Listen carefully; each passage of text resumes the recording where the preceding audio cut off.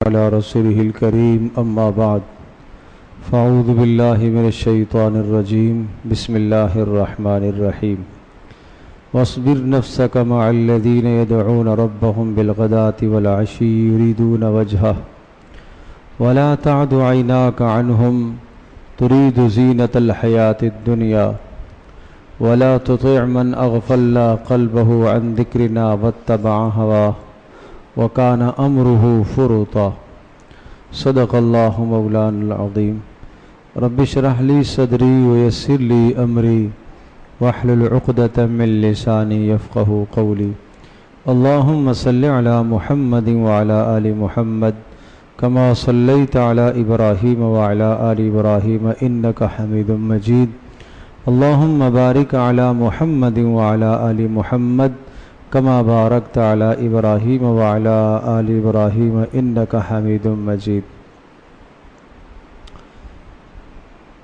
قرآن مجید انسان کی تربیت کرتا ہے اور ہمیشہ آخرت کی ترجیحات کو مقدم کرتا ہے۔ دنیا بھی انسان کی ضرورت ہے اور آخرت انسان کی بہت بڑی ضرورت ہے۔ دنیا انسان کی چند روزہ ضرورت ہے اور آخرت انسان کی ہمیشہ ہمیشہ کی ضرورت ہے۔ بیت الخلاء میں انسان جاتا ہے اپنی ضرورت اور حاجت کے لیے، وہ حاجت اور ضرورت تھوڑی چند لمحوں کی اور مختصر وقت کی ہوتی ہے، اور آدمی کو اپنا گھر اس کے لیے وہ بڑی ضرورت ہے۔ بازار میں انسان جاتا ہے اپنی ضرورت کو پورا کرنے کے لیے، لیکن بازار میں آدمی مستقل اپنا ٹھکانہ نہیں بناتا بلکہ اپنے گھر کو واپس لوٹتا ہے۔ بالکل اسی طرح سے اس دنیا میں مسلمان اپنا ٹھکانہ ہمیشہ کا نہ بنائے بلکہ ہمیشہ کا ٹھکانہ وہ آخرت میں بنائے۔ اسے اللہ کے پاس جانا ہے۔ کس قسم کی صحبت یہاں اختیار کرے تو اسے دین کا، ایمان کا فائدہ ہوگا، اور کس قسم کی مجلس اور صحبت اختیار کرے تو اس کے دین کا، ایمان کا نقصان ہوگا۔ سورۃ الکہف کی یہ آیت مقدسہ جو میں نے تلاوت کی ہے، اس آیت بینہ میں اللہ تبارک و تعالی نے اچھی صحبت کی بھی دو نشانیاں بتائی اور بری صحبت کی بھی دو نشانیاں بتائی۔ اچھی صحبت کی دو نشانیاں بتا کر تاکید کی اور سبق دیا کہ آپ کو یہ مجلس اختیار کرنی چاہیے۔ بری صحبت کی دو نشانیاں بتا کر سمجھایا کہ اس صحبت سے اپنے آپ کو بچانا چاہیے۔ کون سی صحبت اچھی ہے؟ فرمایا وَاصْبِرْ نَفْسَكَ مَعَ الَّذِينَ يَدْعُونَ رَبَّهُمْ بِالْغَدَاةِ وَالْعَشِيِّ۔ آپ اپنے آپ کو ایسے لوگوں کے پاس ثابت قدم رکھیے، ایسوں کی مجلس میں بیٹھیے، ایسوں کی صحبت اختیار کیجئے، ایسوں کے پاس آپ اپنا تعلق قائم کیجئے۔ نمبر ایک، جو صبح اور شام اللہ کو یاد کرتے ہو۔ صبح شام، صبح شام سے مراد ہر وقت اللہ کو یاد کرتے ہو۔ اصل میں عربی زبان میں صبح کہا جاتا ہے، زوال سے پہلے کا وقت یہ صبح کہلاتا ہے، اور زوال کے بعد کا وقت شام کہلاتا ہے۔ زوال ہو گیا، ظہر کی نماز، عصر کی نماز، مغرب کی نماز، یہ سب شام ہے۔ اس لیے کہ سورج ڈھلنا شروع ہو گیا، سورج غروب کی طرف مائل ہونا شروع ہو گیا، تو یہ شام کہلاتی ہے۔ تو صبح اور شام سے مراد یہ ہوتا ہے کہ ہر وقت جو اللہ کو پکارتے ہو۔ اچھا، ہر وقت جو اللہ کو پکارتے ہوں ان کی صحبت، ان کی مجلس آپ اختیار کیجیے، ان کے پاس آپ بیٹھیے۔ اللہ کو ہر وقت پکارتے ہوں اس کا یہ معنی بالکل نہیں کہ ہر وقت تسبیح ہاتھ میں لیے سبحان اللہ کرتے ہوں، یہ معنی نہیں۔ یہ معنی نہیں ہے کہ نماز صرف پڑھتے ہوں۔ دیکھو، ہر وقت اللہ کو پکارنے کا معنی یہ ہے کہ اپنی زندگی کی تمام ضروریات میں وہ اللہ کی طرف رجوع کرتے ہو۔ چھوٹی پریشانی آئی تب بھی اللہ کی طرف رجوع کرے، بڑی پریشانی آئی جب بھی اللہ کی طرف رجوع کرے۔ پیارے پیغمبر صلی اللہ علیہ وسلم نے اس رجوع کا طریقہ سلیقہ سمجھایا کہ جب بھی پریشانی آئے تو آدمی باوضو ہو جائے اور 2 رکعت نماز نفل ادا کرے اور اس کے بعد دعائے حاجت پڑھے اور اس کے بعد اللہ پاک سے اپنی حاجت مانگے، ضرورت مانگے، اللہ اس کی حاجت کو پورا کرے گا۔ کتنے لوگ آج ایسے ہیں جو اس عمل کو اختیار کرتے ہیں؟ حاجات تو ہر انسان کو پیش آتی ہیں، ضروریات تو ہر انسان کو پیش آتی ہیں۔ پیارے پیغمبر صلی اللہ علیہ وسلم نے تو یہاں تک بتایا کہ جس کو حاجت پیش آئے، چاہے حاجت ایسی ہے جس کا تعلق براہ راست اللہ پاک سے ہے، یا حاجت ایسی ہے کہ جس کا تعلق اللہ کے کسی بندے سے ہے، یہاں تک کہ آپ کو کوئی قرض چاہیے، ظاہر سی بات ہے کہ وہ آپ کسی بندے سے لیں گے۔ پیارے پیغمبر صلی اللہ علیہ وسلم کا عمل یہ ہے، اسوہ حسنہ یہ ہے کہ آپ اس قرض لینے کے لیے بھی پہلے 2 رکعت نماز صلاۃ حاجت پڑھیں۔ یہ کیوں کہا گیا؟ تاکہ ہر وقت آپ کے دل و دماغ میں یہ بات رچ بس جائے کہ میری ہر ضرورت کون پوری کرے گا؟ میرا اللہ پوری کرے گا۔ یہ جو ظاہر ہے، یہ میں سبب اختیار کر رہا ہوں، یہ میرا سبب ہے۔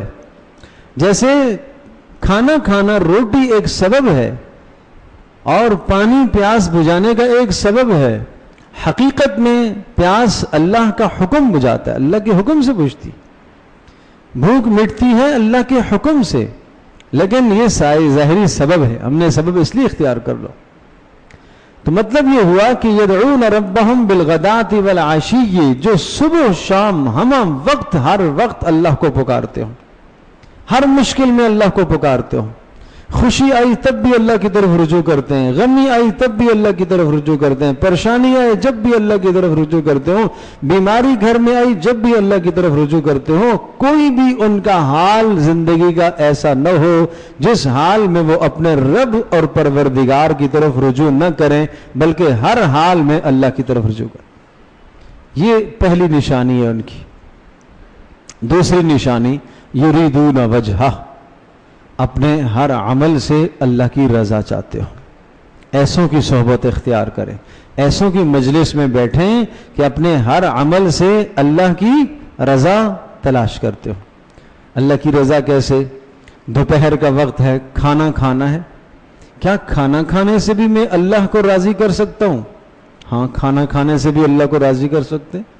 اگر یہ آپ کا کھانا رزق حلال ہے اور اس کھانے کو آپ سنت کے مطابق کھائیں گے، رسول اللہ صلی اللہ علیہ وسلم کے طریقے کے مطابق بیٹھ کر آپ کھانا کھائیں گے اور اس نظریے سے کہ اس عمل سے میرا اللہ راضی ہو جائے، تو اس کھانے کے ذریعے سے بھی آپ اللہ کو راضی کر سکتے ہیں۔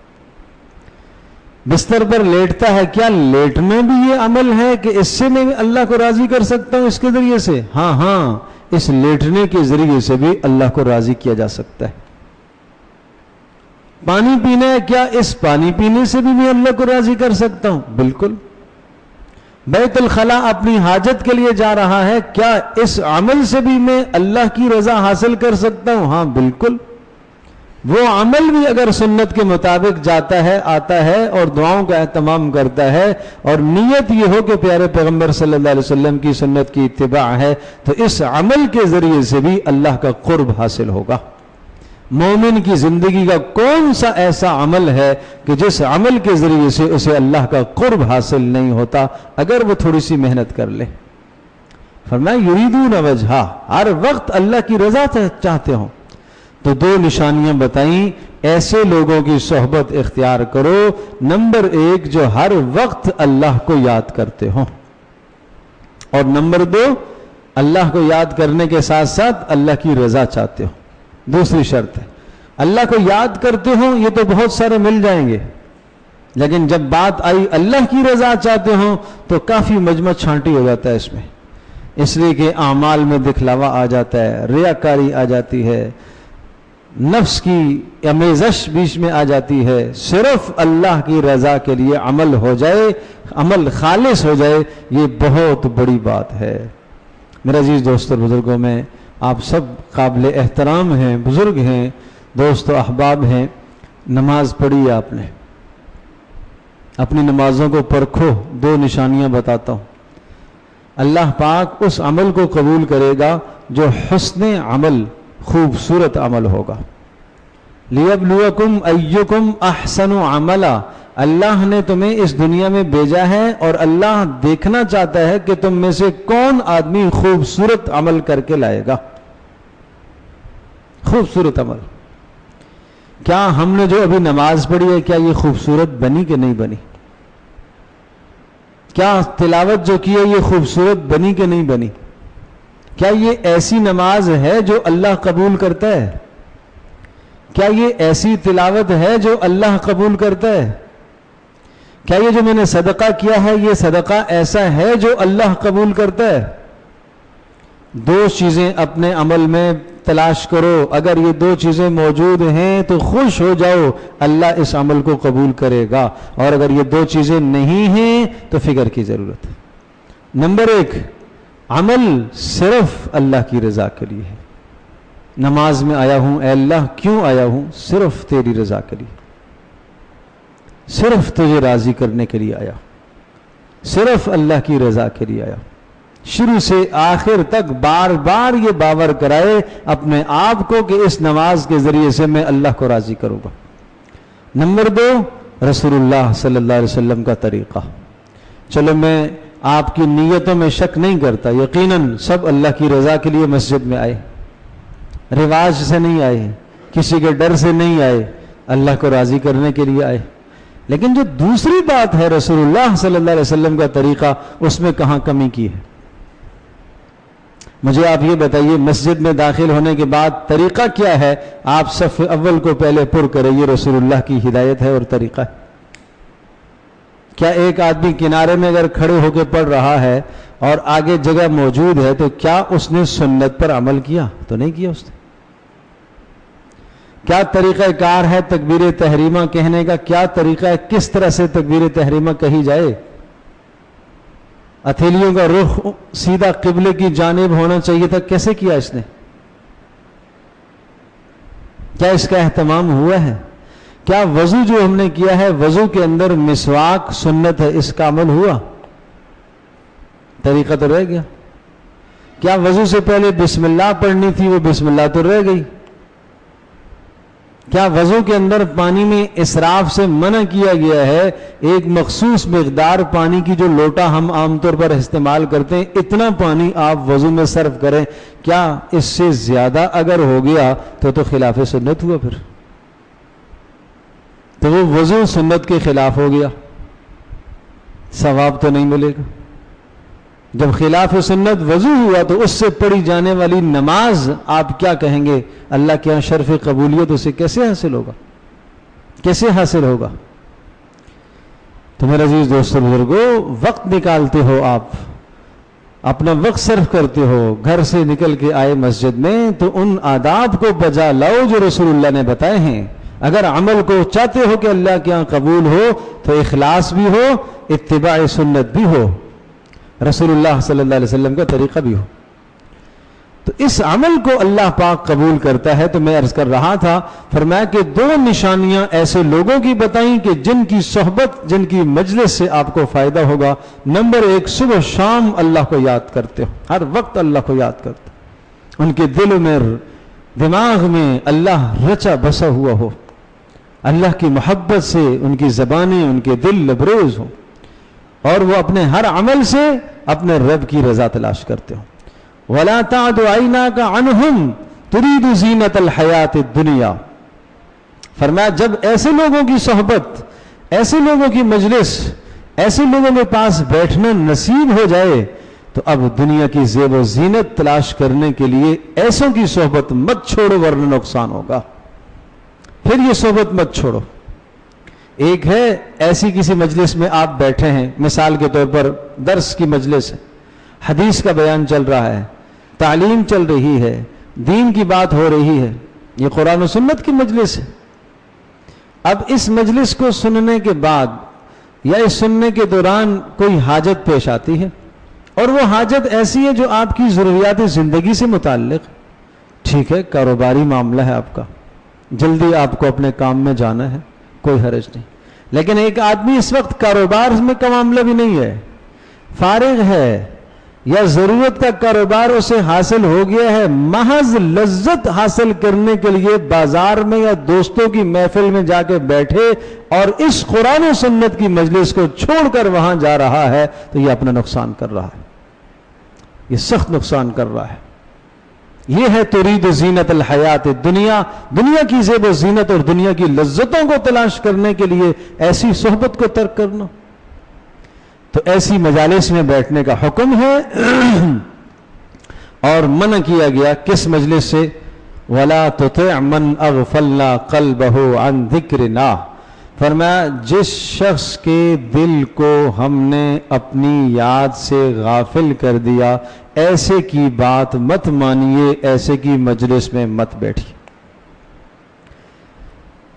جس شخص کے دل کو ہم نے اپنی یاد سے غافل کر دیا، ہم نے خالی کر دیا، اس کے دل میں ہماری یاد نہیں ہے، اس کے دل میں مال ہے، اس کے دل میں دنیا ہے، اس کے دل میں اقتدار ہے، اس کے دل میں صرف تجارت ہے، دنیا کی لذتیں ہیں، خواہشات ہیں، ہمارا ذکر، ہماری یاد اس کے دل کے کسی گوشے میں نہیں ہے، صبح سے لے کر شام تک ایک بار بھی اسے اللہ یاد نہیں آتا۔ اذان ہو رہی ہو اللہ اکبر کی آواز، لیکن اس کا دل چونکہ اللہ کی یاد سے غافل ہے، یہ اللہ اکبر کی آواز کا کرنٹ اس کے دل میں نہیں لگتا، جا کے یہ آواز اس کے دل کو نہیں چھوتی، اس لیے کہ دل اس کا اللہ کی یاد سے خالی ہے۔ فرمایا ایسوں کی مجلس میں مت بیٹھو۔ اے اللہ، ایسوں کی نشانیاں کیا ہیں، ہم کیسے پہچانیں کہ یہ تیری یاد سے اس کا دل تو نے خالی کیا ہوا ہے، یہ تو نظر نہیں آتا؟ دو نشانیاں بتائی، ہر آدمی پہچان سکتا ہے۔ فرمایا نمبر 1، وَاتَّبَعَ هَوَاهُ، جس شخص کے دل کو ہم نے اپنی یاد سے خالی کر دیا، اس کی پہلی نشانی یہ ہے کہ وہ خواہشات کا پیروکار ہوتا ہے، وہ خواہشات کا پجاری ہوتا ہے۔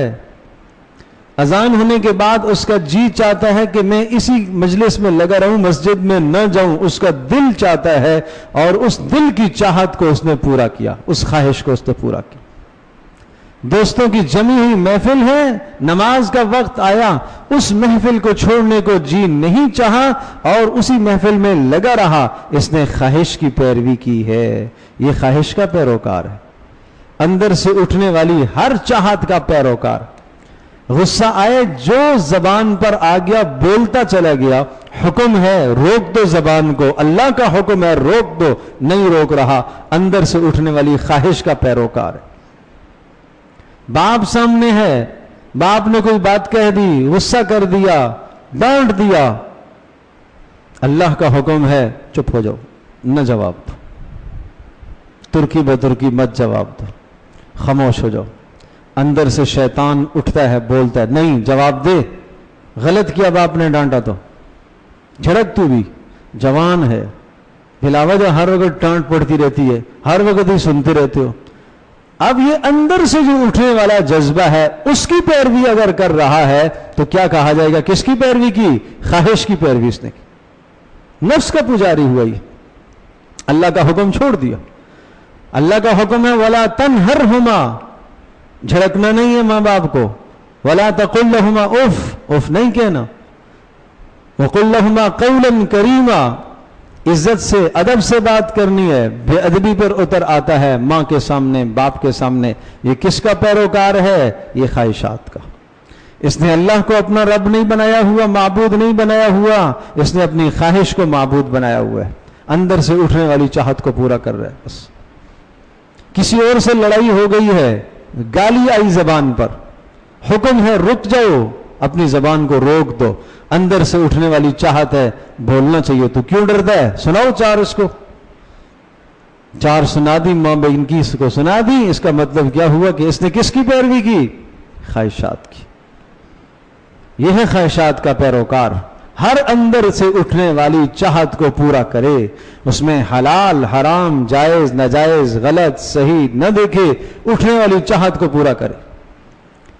یہ ہے واتبع ہوا، ایسے کی مجلس مت اختیار کرنا جو ہماری پیروی نہ کرے بلکہ اپنی خواہشات کی پیروی کرے، اس کی مجلس مت اختیار کرنا۔ اللہ اکبر۔ راستے میں چلتے چلتے کوئی بھی گناہ کا موقع سامنے آ گیا تو گناہ کا موقع، اللہ کا حکم ہے کہ پیچھے ہٹ جاؤ، اب یہ اپنے نفس کی چاہت کو پورا کر رہے ہیں، تو یہ خواہشات کا پیروکار ہے۔ اور دوسری نشانی وَكَانَ أَمْرُهُ فُرُطًا، دوسری نشانی بتائی فرط۔ فرطا کا مطلب یہ ہوا کہ اس کی زندگی کا ہر معاملہ حد سے متجاوز کیا ہوا ہے۔ کیا معنی؟ اس کی زندگی میں اعتدال نہیں ہے، اعتدال نہیں ہے اس کے پاس، اعتدال کا وصف نہیں ہے۔ پھر سمجھیے، اعتدال مطلب اگر کسی سے محبت کرتا ہے تو محبت میں اعتدال نہیں، دیتا چلا جاتا ہے، نوازتا چلا جاتا ہے، اس کی غلطی کو غلطی نہیں سمجھتا، یہ کیا ہے؟ اعتدال نہیں ہے اس کی محبت میں۔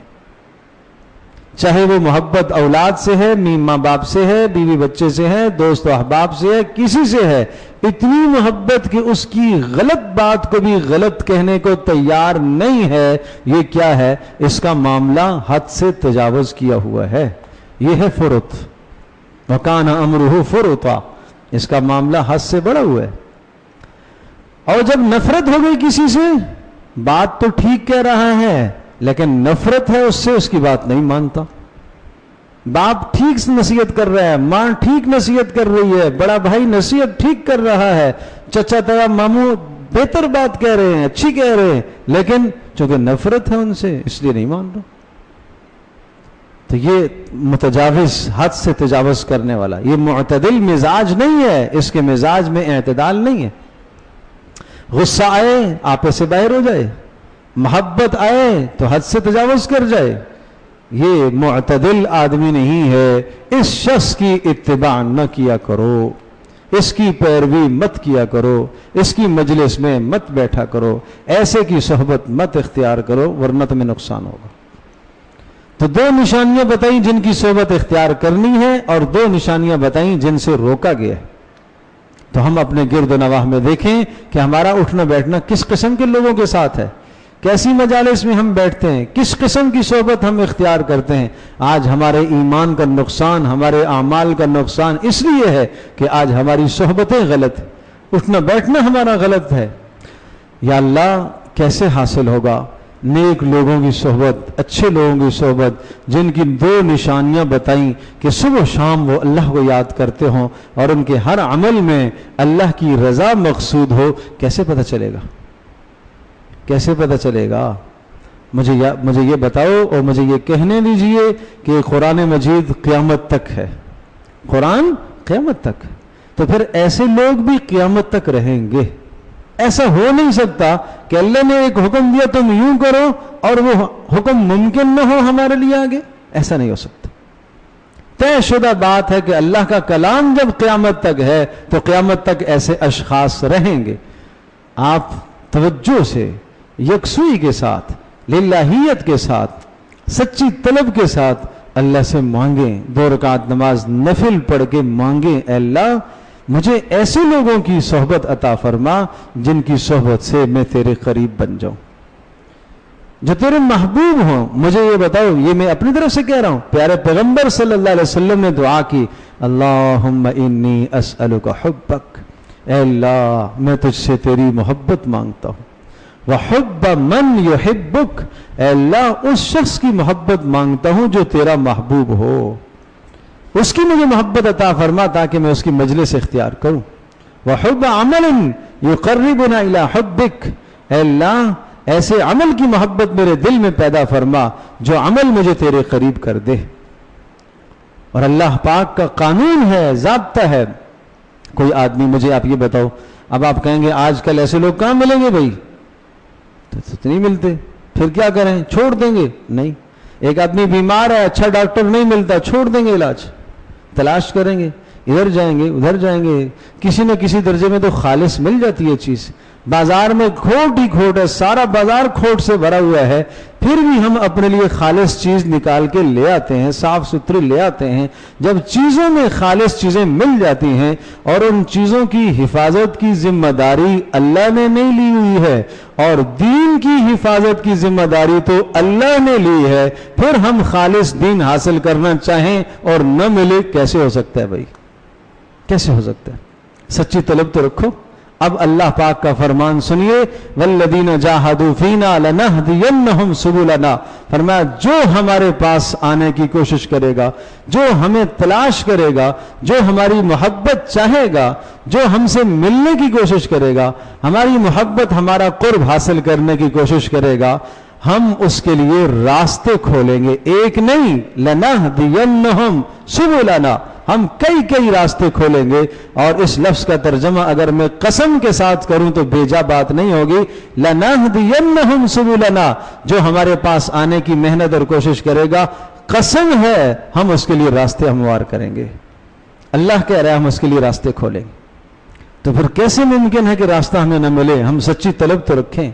لیکن میرے عزیز دوستو بزرگوں، مسئلہ یہ ہوتا ہے کہ ادھر سچی طلب ہوتی نہیں ہے، ادھر خیال یہ آتا ہے کہ اگر زیادہ بیٹھنا شروع کر دیا تو پھر تو گناہ چھوڑنے پڑیں گے، پھر تو نافرمانی چھوڑنی پڑے گی، پھر تو جھوٹ چھوڑنا پڑے گا، پھر تو بری صحبت چھوڑنی پڑے گی، پھر تو جناب بد نظری چھوڑنی پڑے گی، پھر تو نظروں کی حفاظت کرنی پڑے گی۔ اگر اندر ہی چور گھسا ہوا ہے تو پھر کبھی اچھی صحبت میسر نہیں ہوتی۔ صحابہ اکرام رضی اللہ عنہم اجمعین اللہ سے مانگا کرتے تھے، اے اللہ ہمیں نیک صحبتیں عطا فرما، اچھی صحبتیں عطا فرما، باوجود یہ کہ پیارے پیغمبر صلی اللہ علیہ وسلم کے تربیت یافتہ تھے۔ اللہ اکبر، کیا ان کے ذوق تھے، کیا ان کے شوق تھے۔ اس لیے ہم بھی اللہ سے مانگیں گے، اللہ تبارک و تعالی ضرور ہماری رہنمائی فرمائے گا۔ اللہ پاک ہم سب کے لیے سمجھنا عمل کرنا آسان فرمائے۔ الحمد للہ رب العالمین والصلاة والسلام علی سید الانبیاء والمرسلین وعلی آلہ وصحبہ امتی اجمعین۔ اللہم انا نسألک الہدی والتقی والعفاف والغنی، اللہم انا نعوذ بک من الفتن ما ظہر منہا وما بطن، ربنا لا تجعلنا فتنة للقوم الظالمین ونجنا برحمتک من القوم الکافرین، اللہم استر عوراتنا وآمن روعاتنا۔ اے اللہ ہماری اس مجلس کو قبول فرما، اے اللہ ہم سب کے گناہوں کو معاف فرما، اے اللہ ہم سب کو نیک صحبت نصیب فرما، اے اللہ بری صحبت بری مجلس سے تو ہماری حفاظت فرما، اے اللہ بزرگوں کا جوانوں کا بیٹھنا اپنی بارگاہ میں قبول فرما، ماؤں بہنوں کا بیٹھنا اپنی بارگاہ میں قبول فرما، اے اللہ ایک ایک بات کے سننے پر نیکی نصیب فرما، اے اللہ اجر عطا فرما، اے اللہ درجے بلند فرما، گناہ معاف فرما، اے ارحم الراحمین رسول اللہ صلی اللہ علیہ وسلم کے نقش قدم پر چلنے کی توفیق نصیب فرما، اے اللہ بدعات سے خرافات سے رسومات سے بری مجالس بری صحبتوں سے ہماری حفاظت فرما، اے اللہ جہاں ہمارا ایمان تباہ اور خراب ہوتا ہو اے اللہ وہاں سے فوری ہمیں پیچھے کر دے، اے اللہ اس مجلس سے ہمیں فوری پیچھے کر دے، چاہے دنیا کا جتنا بھی نقصان ہو جائے اے اللہ ایسی مجالس سے ہمیں دور فرما، ایسی مجالس سے ہمیں دور فرما، اے اللہ اس زمانے میں نیک مجالس اے اللہ تیرا حکم قیامت تک ہے، نیک لوگ بھی قیامت تک رہیں گے،